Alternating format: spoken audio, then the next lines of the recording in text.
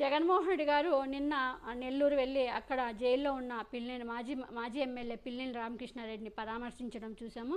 అక్కడ జైల్లో భేటీ అయ్యారు పిల్లినేని రామకృష్ణారెడ్డితో మాట్లాడుతూ అక్కడ మాట్లాడుతూ తర్వాత జగన్మోహన్ రెడ్డి గారు కొన్ని విషయాలు కూడా బయటపెట్టినట్టు తెలుస్తుంది. మనము గడిచిన ఎన్నికల్లో పార్టీ ప్రజలకు మంచి చేసి తాము ఓడిపోయామని ఇది వ్యతిరేకత వల్ల కాదని కుండబద్దలు కొట్టేశారు.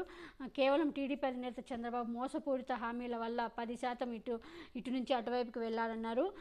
అంతే తప్పితే మా మీద ఎలాంటి వ్యతిరేకత లేదన్నారు. ఈవీఎంలు బద్దలు కొట్టిన కేసులో ఉన్న మాజీ ఎమ్మెల్యే పిల్లినేని రామకృష్ణారెడ్డి వైసీపీ అధినేత జగన్మోహన్ రెడ్డి గారు పరామర్శించారు. గురువారం ఉదయం తాడేపల్లి నుంచి నెల్లూరు చేరుకున్నాక నేతలతో కాసేపు మాట్లాడిన తర్వాత జైలుకి వెళ్లారు. అక్కడ దాదాపు పావుగంట సేపు పిల్లినేనితో మాట్లాడారు. జైల్లో ఉన్న సౌకర్యాల గురించి అడిగి తెలుసుకున్నాయని, ఈ క్రమంలో పిల్లినేని కంటతడి పెట్టినట్టు తెలుస్తోంది.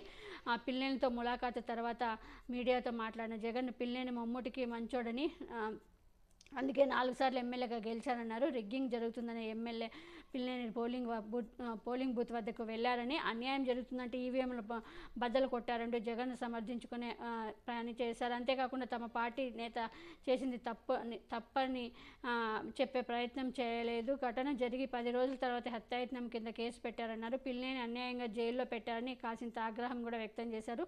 పనిలో పనిగా చంద్రబాబు సర్కార్పై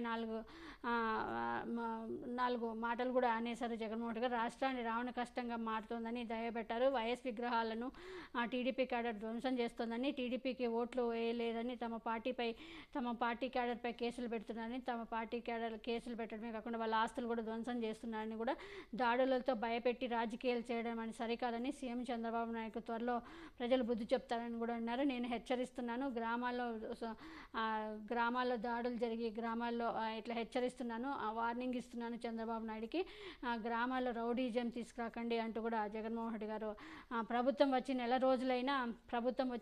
రోజులైనా ఇప్పటి వరకు రైతు భరోసా, తల్లికి వందనం, మహిళలకు 1500 ఎక్కడంటూ ప్రశ్నించారు జగన్మోహన్ రెడ్డి గారు. జగన్ మాటలను గమనించిన రాజకీయ నేతలు కూడా అంటే జగన్మోహన్ రెడ్డి గారు ఈ మాటలు అయిన తర్వాత టీడీపీ కూడా అంటే జగన్మోహన్ రెడ్డి గారు వచ్చిన తర్వాత ఎప్పుడెప్పుడు ఏ పథకాలు ఇచ్చారని కూడా ఇప్పుడు వాళ్ళు వేస్తున్నారు. అంటే జగన్మోహన్ రెడ్డి గారు ఎందుకంటే జగన్మోహన్ రెడ్డి గారు ఇచ్చారు అంటే ఇప్పుడు అది ఆల్రెడీ రన్నింగ్లో ఉండేటివే కాబట్టి ఇప్పుడు చంద్రబాబు నాయుడు కూడా ప్రభుత్వం దిగిపోయిన తర్వాత ఇమ్మీడియట్గా కొన్ని ఏవైనా ఉంటే జగన్మోహన్ రెడ్డి గారు అప్పుడు ఇమ్మీడియట్గా రిలీజ్ చేశారు. కానీ ఇప్పుడు జగన్మోహన్ రెడ్డి గారు వచ్చిన తర్వాత ఇప్పుడు స్కూల్స్ ఓపెన్ అయినాయి, వాళ్ళకి అమ్మఒడి ఇంపార్టెంట్, తర్వాత రైతులకి రైతు భరోసా ఇవన్నీ చాలా ఉన్నాయి. అవన్నీ ఇప్పుడు ఇమ్మీడియట్గా చంద్రబాబు నాయుడు ప్రభుత్వం ఇవ్వాలి. ఇచ్చిన తర్వాత ఒక 1 మంత్ 2 months తర్వాత వాళ్ళు పేర్లు మార్చుకోవడం లేకుంటే ఏదో ఒకటి ఇస్తారో ఏదో అవతల ఇష్టం. ఇప్పుడు అమ్మవందనం వాళ్ళే చెప్పారు కదా, తల్లి వందనం జగన్మోహన్ రెడ్డి గారు పెట్టిన అమ్మఒడిని వాళ్ళు పేరు మారుస్తూ తల్లి వందనం అని పెట్టుకున్నారు.